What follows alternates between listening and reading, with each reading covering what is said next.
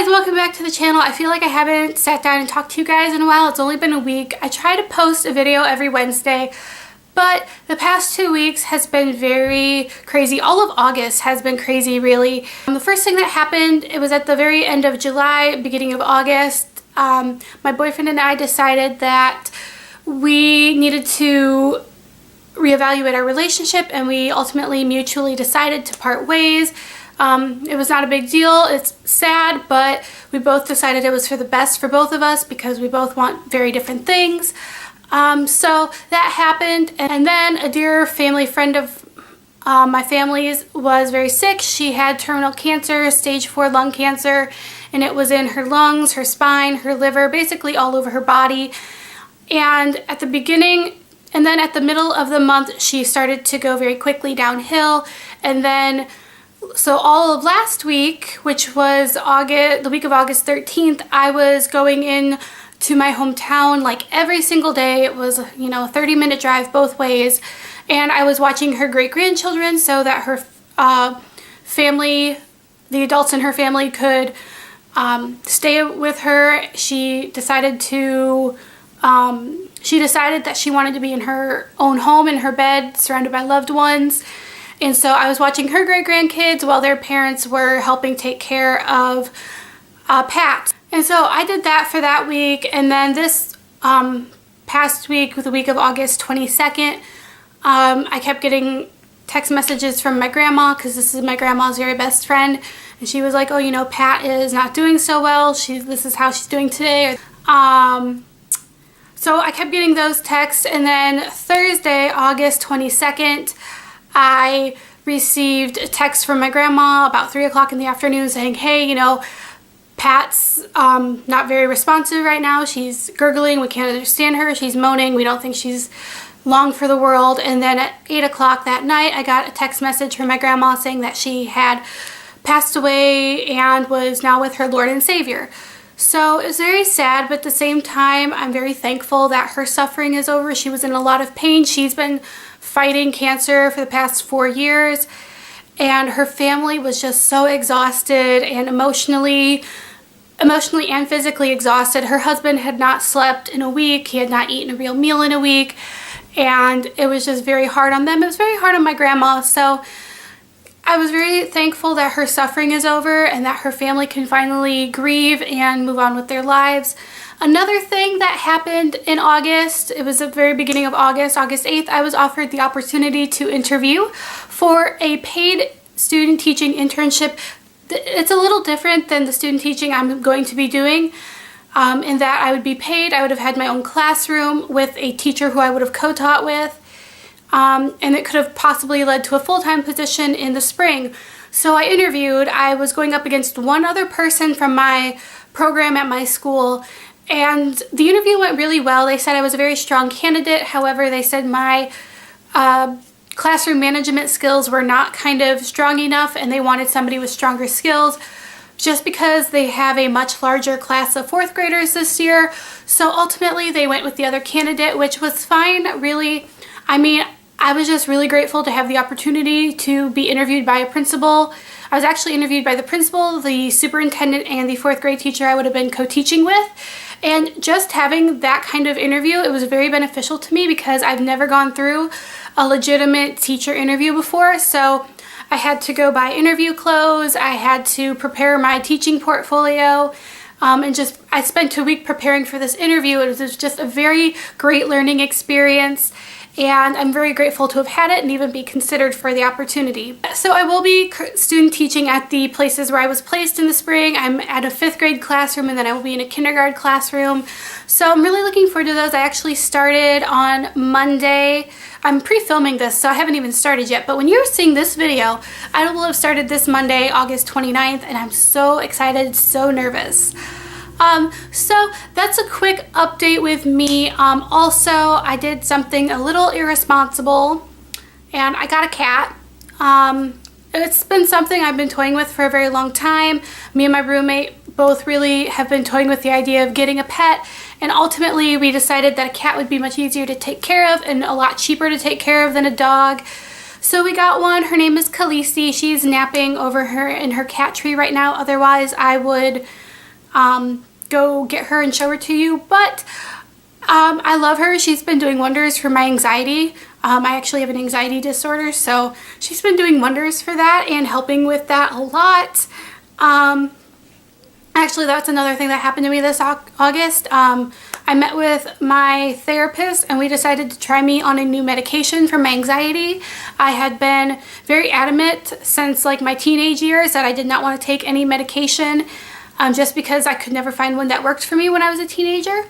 So I finally agreed to let her try something on me, and it was a very rough first 2 weeks on it because it was just making me very sick and tired. I was getting migraines. I couldn't keep anything down.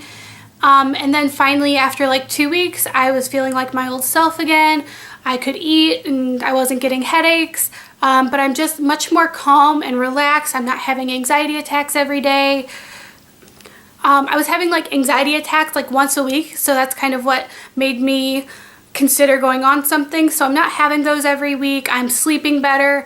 But my therapist did suggest that I look into getting a pet to help with my anxiety as well, kind of like an emotional support animal. So my cat's 4 years old. I adopted her Wednesday the 21st, and I love her. She's so sweet. She loves to cuddle. It's so nice to come home at the end of the day and have her waiting by the door for me.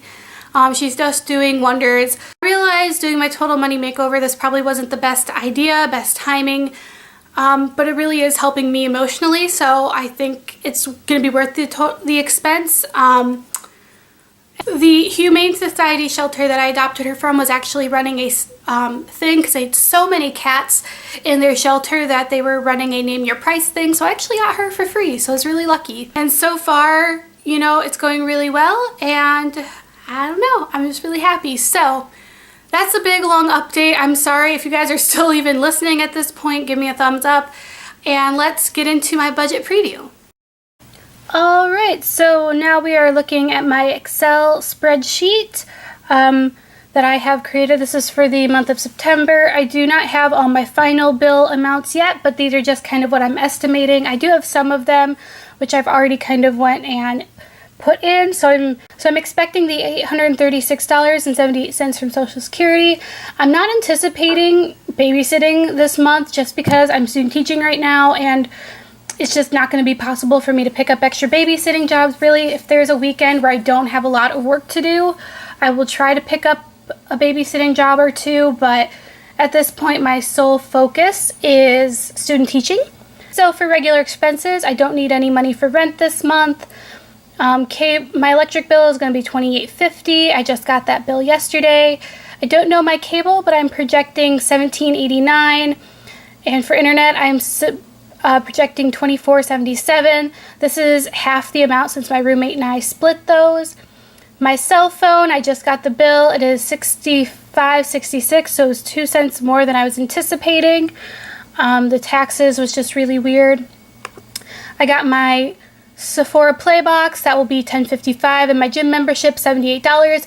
Guys, I just wanted to address this really quickly. I've gotten a lot of people asking if I can switch gyms or ask for a lower rate, and I am this is the only gym in my town, and this is the lowest rate. I've actually got the student discount rate, so I'm getting the lowest rate possible, and I cannot switch gyms because this is the only gym in town. And this is one of those things that I'm not willing to give up because I need to be healthy, and this gym is open 24 hours a day, so I can go whenever I want to. I'm not okay with just doing a workout video in my apartment. I like to lift weights. I like to run on the treadmills. I like to do the ellipticals. This is just one of those things I'm not willing to give up. So, yeah, but thank you guys for all your advice and suggesting I should get rid of it or lower my price. My car insurance will be $69.33. That's the same every month. Now we get down to the debt. My American Eagle Visa was $72. It was $3 more than I was projecting for the minimum. My car payment is $240 as always. I have not gotten my Discover and American Express statements yet. Those will come in tomorrow, I think. They'll probably be the minimum payments probably will be $35 and $36. Alright, now we get to my envelopes and sinking funds. And this month, in September, I will be getting my financial aid. I took out some student loans and I had a lot of scholarships this year. So I'll be getting quite a bit back. And what I'm going to be doing, especially in October and September, I don't get it until the middle of September. So I'm going to start using that to pay for my gas to get to my student teaching, because I do have to drive a half hour each way to my placement. So my financial aid is going to pay for my gas. But just until I get that, I've budgeted $60. And then once I start using that money for gas, this $60 that I put in every month out of my Social Security for gas is going to go in my emergency fund. That's just kind of what I've decided to do. I just feel like the gas to get to my placement is an education related expense, so my student loan should be paying for that. For personal care, my shampoo, razors, toothpaste, that kind of thing is $20. Cat care, I've decided to put $20 toward that. Eating out, I don't have anything. Originally, before I adopted my cat, I was going to take the $20 and put that toward eating out, but I decided that my cat was more important than me eating out, so I'm going to be spending $20 on her for litter and food. She doesn't go through a whole lot, so that's going to bug me. What is it doing right there? I don't like that. Okay, anyway, I'll figure that out later. She doesn't go through a lot of food or litter, so $20 should be good. Miscellaneous, I don't have anything budgeted for yet, but I probably will once I have all my final numbers in. I noticed in the month of August, and I'll show you that when I do my budget report card, I needed a miscellaneous envelope because I had a lot of miscellaneous expenses that I didn't know how to budget for. So I needed one of those. Laundry, originally I was going to do 20, but I still have a roll of quarters, so I'm going to get 10 out. I don't have anything budgeted in my salon, entertainment, or clothes fund. Car maintenance, I've got $10. Car replacement, I'm actually going to be funding this month, and I put $10 in that.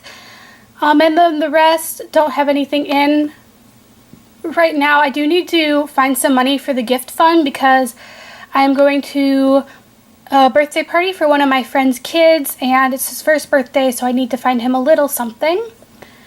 Okay, so now we go to the savings. In my emergency fund, I'm contributing $21. That is up substantially from the amounts that I normally project. I think in August, let me just check. Yeah, in August, I said I was going to contribute $8. I did contribute more than $8. I contributed that. There's a little sneak peek for my budget report card. I contributed over almost $300. So I'm going to say I'm going to contribute $21. Like I said, I don't think I will be babysitting at all this month, so I'll probably just be contributing the $21. My slush fund, which is just at 78 cents left over from my Social Security, 78 cents. And in my after college apartment, that's usually what I fund to whatever change is left over from this budget, 32 cents. It'll probably be different after all of my final numbers come in, but as you can see here, every penny is budgeted, all $836.78.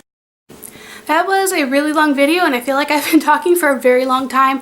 Thank you guys so much for sticking with me. I hope you all have your budgets ready for September, and good luck to you as you continue your budget journey. Thank you guys so much for watching and for all your support. I love y'all very much. I hope y'all have a great day. Bye guys.